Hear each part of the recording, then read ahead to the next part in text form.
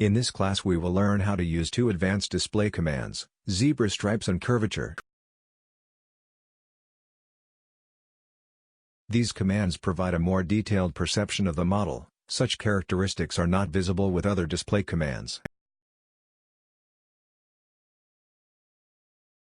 Let's get started. Open any template you have in your private library to follow the lesson.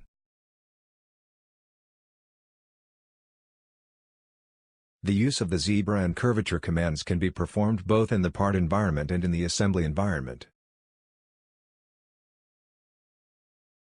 These commands are accessed from the View menu, Display, or directly from the Evaluate toolbar.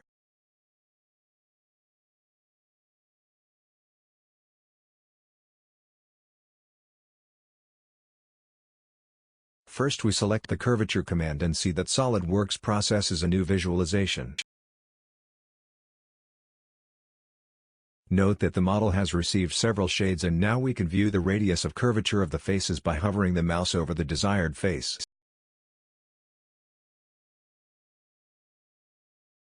This visualization is useful to easily analyze whether any curvature is too large or too acute and can somehow hinder the design or development of the product.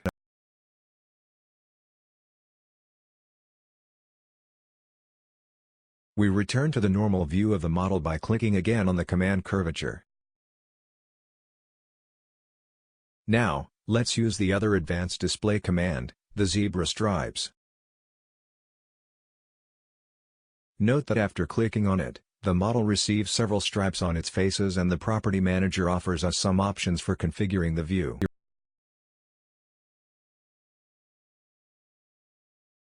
We can change the number of stripes, the thickness, the accuracy of the application, the colors of the stripes and their direction.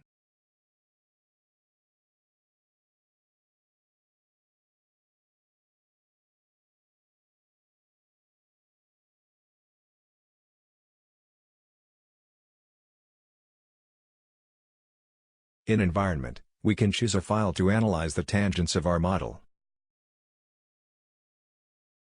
These stripes change according to the viewing angle of the model and allow us to visualize small changes in the surfaces,